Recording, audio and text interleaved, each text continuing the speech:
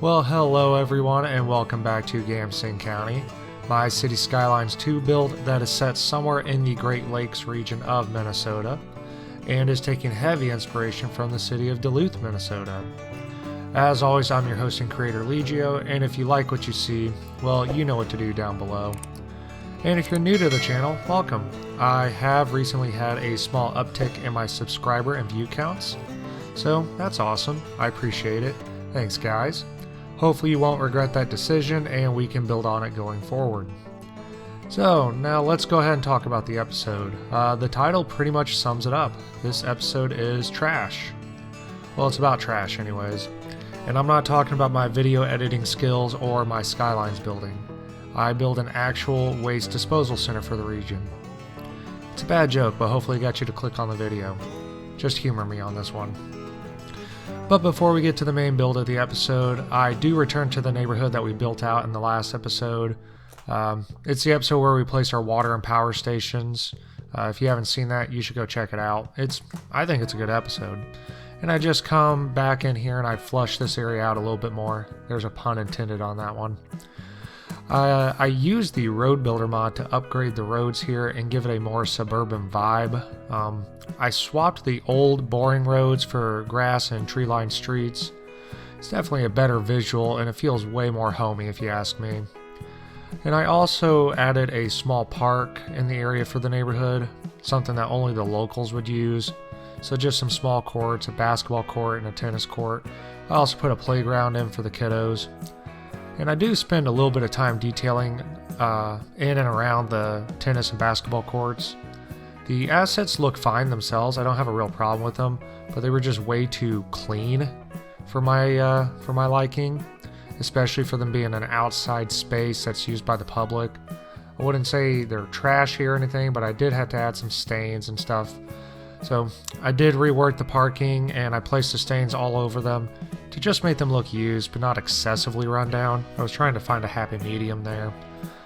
Because, you know, in reality, parks are never squeaky clean, so it just kind of adds a nice touch of realism to it.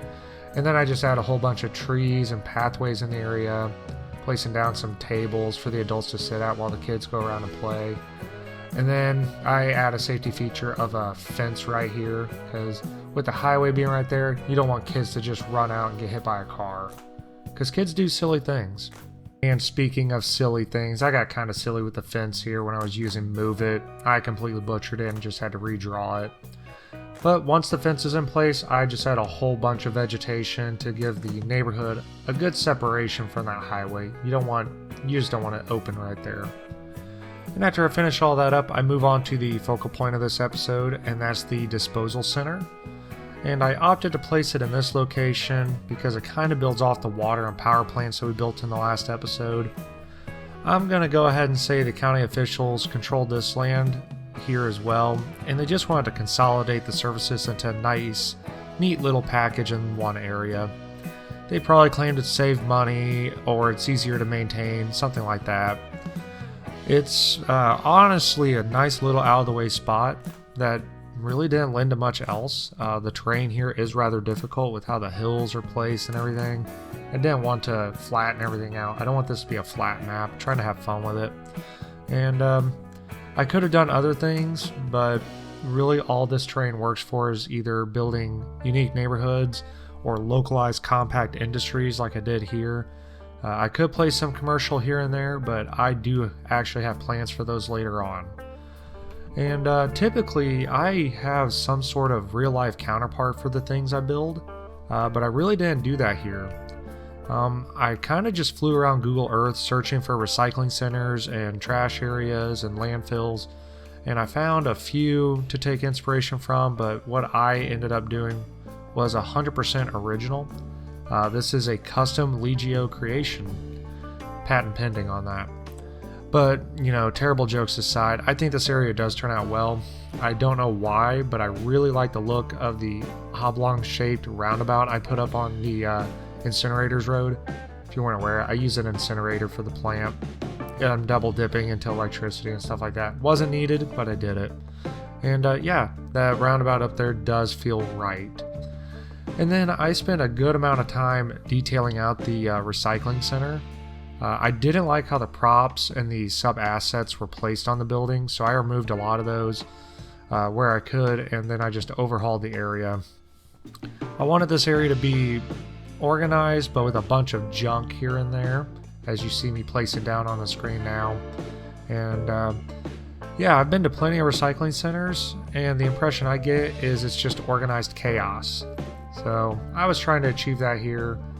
Couldn't go too crazy with it because of the prop limits and stuff like that, but you know, I think it turns out really good. In this area that you're seeing me build now, that's like repurposed paper. So they took cardboard or newspapers or whatever, and they just kind of repurposed them, and they put them in those pallets and everything. Putting some bins in the back here because that just makes sense. And then I put a whole bunch of pallets and containers just kind of everywhere because that just seems to make sense. I don't know if that's realistic. I don't know if that's how they would do it, but that's what I did. It adds pretty good ambiance. And I just placed some giant tanks everywhere. Who knows if that's actually reasonable. I'm just gonna go with it. And I was gonna place some garbage trucks here, but I noticed one thing, and it was super frustrating. When I did place the garbage trucks down, you know, to help with the ambiance, it would break the traffic on that local road. The trucks or the cars would come up and they just stop. They wouldn't actually go to the center. Somehow I think it messed up the pathfinding. I'm not really sure why. I troubleshot it for a little bit, couldn't figure it out. It is pretty annoying, but I mean, what are you gonna do? I'm pretty sure someday it will get resolved.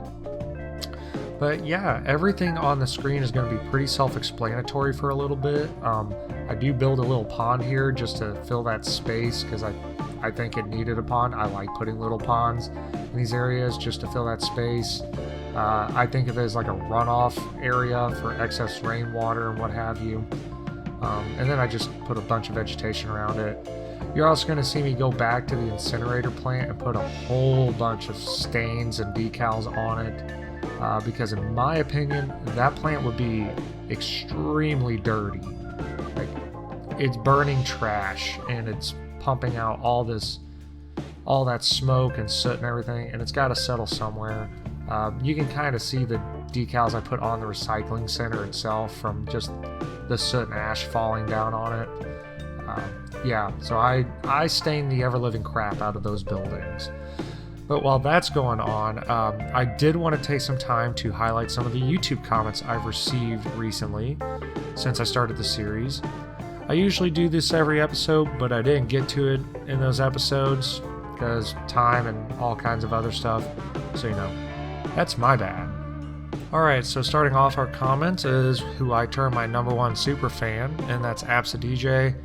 This is from episode 1 of the series. If you haven't seen it, go check it out because apparently he liked it. And he has good taste. Says the road layout looks fantastic. Interchanges have always been something he typically can't figure out, so it's nice to see them all done. I don't know if they're well done, but they're done. And it's also great to hear some native history, meaning the Native American history. It says it typically gets brushed past in school, and I agree. But he thinks it's an important part of our country's history, and I agree as well. And he's excited to see the next episode. I think you're going to like what comes later on in the episode, sir. I don't want to spoil anything just yet. He also gave us another comment because he's awesome. He said most people skip over the little city mechanics like the water and power that I did. He usually just pipes in the power, water, and sewage from the border, so it's nice to see what can be done. And he might end up doing it himself. I encourage you to do it yourself. It's actually more fun. It's not as hard as you think. It was a lot of fun to build that. So hopefully you enjoy it, and I know I enjoyed building it, so good luck to you building that, sir. Next we got Rob V, who does comment quite a bit.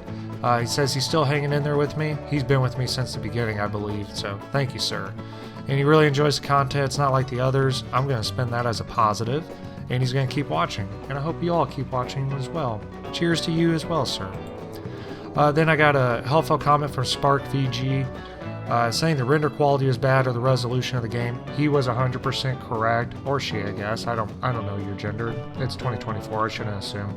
But they did have a point. The resolution was bad. I wasn't happy with it either, and I kept playing with it. I think I've got to a better spot now. Let me know what you think in the comments below, but it definitely is looking better. I played with a lot of settings in the graphics, It really got messed up when I had to reset the computer. I lost all the settings I had. But your friendly suggestion was taken, and I'm doing what I can to improve the quality. No butthurt feelings from your comments, sir. Or ma'am. I don't know. Surf Z for us said it was a very, very nice build, so short and simple, but you deserve a shout out as well, sir. And then Yakira66 said it was a nice episode, and he wants to see the luminous settings when I find one I like. I'm going to go ahead and overlay the settings I was using for this episode. I do like the settings I have currently. It's looking good, but it's always subject to change. I'm never content with not changing things. I always had to play around. But those settings are what I'm currently using for Gamsing County, so if you want to copy and paste them, there they are for you. And that's all the comments I have, guys. I greatly appreciate it. You guys are really helping the channel, because it's thanks to the devoted followers I'm growing ever so slowly. And, you know, I got some new subscribers, and I thank my old subscribers for that, because you are what fuels the algorithm. And I know that hitting that like button and the subscribe button is a life-altering decision, so I appreciate you altering your life for me. And the series is trending well, at least by my small standards, so I appreciate all the help and hope you guys can keep the support coming. Alright, so that's enough pandering to the audience with the comments. Let's get into something I usually do every episode as well, and that's a small history lesson based around the theme of the build. If you're new to the channel, I typically do these to satisfy my own history nerdom, but it does seem a good chunk of my followers enjoy them as well, so hopefully you do too. I do find many Skylines players are huge nerds like myself, so I do like my odds. And today we're going to do a more in-depth analysis on the tribe known as the Ojibwe, that formerly called the area of Duluth their home before they got Manifest Destinied upon. I'm going to go ahead and put up a map of the area that they called home with some various tribes, just so you can get a good mental picture of what we're talking about. I'm going to put a little circle up there as well where I'm pretending Gamsing County is. Now, the Ojibwe tribe were also known as the Chippewa or the Saltooks people, and before I go any further, I want to clarify these people did not call themselves Ojibwe. They referred to themselves as the Anarchy, also known as the True People, and I'm going to try to refer to them as such because if that's what they call themselves, I can probably call them that too. Do my best to honor what people call themselves. Europeans and other tribes, however, did call them Ojibwe, and this was due to how their moccasins were made. They had a puckered seam on the toe, and the term Ojibwe literally means puckered up, so that's where that name probably came from. I don't think it was the Europeans being rude, they just called them what other tribes called them. This is one time I'll give them a pass. Archaeologists estimate that the Anishinaabe migrated into the Great Lakes region from the Atlantic coast approximately 1500 years ago, and they moved due to some prophecies and probably warfare. The prophecy that I'm referring to is known as the Prophecy of Seven Fires of the Anishinaabe, and I did locate a PDF text online, and I'm going to share a link below of it. It's a very short read, but it is pretty interesting. I'm going to cover it more later on. I think you guys should give it a read. It gives good insight into their culture and just kind of how people think in general, because honestly, we're not that different from Anishinaabe. We're really not. Most people have more in common than they think. Once they were in the area, the Anishinaabe quickly adapted and thrived. They would fish year-round, even in the frigid winters, using a similar method to modern-day ice fishing. And they would grow crops, similar to many other native tribes. They would grow maize, beans, and squash. You know, the three sisters that you've probably heard about several times. But in the late summer, they would grow rice, which was fairly new to me. I didn't expect that during my research, because rice usually isn't mentioned when you talk about Native American diets, so that's pretty cool. The Anishinaabe were also part of what is known as the Council of Three Fires, along with the Ottawa and the Potawatomi. I'll talk about them later. And the Anishinaabe were known as the older brother, the Ottawa were the middle brother, and the Potawatomi were the younger brother. It's most likely due to when they joined all together. And each tribe served a different role in the council. The Anishinaabe were the keepers of the faith, the Ottawa were keepers of the trade, and the Potawatomi were keepers of the fire. So you can probably figure out their roles from that. And these three tribes would cooperate in times of war, major political issues, and relations with outsiders, to include large tribes and Europeans. And you do find this sort of governance in other places in Native American history. It's very cool stuff, and it was cool enough that even the US government would emulate and steal from it later on during its founding. The Anishinaabe lived in two major types of housing. we had the famous wigwam, which I'll put up on your screen, and then we had an A-frame lodge. And groups of 20 to 50 people would live together in these communities that would become known as bands. And the band would hunt, fish, and gather together in a range of about 50 miles. The Anarchy were traditionally patrilineal, meaning the child would be a part of the father's clan.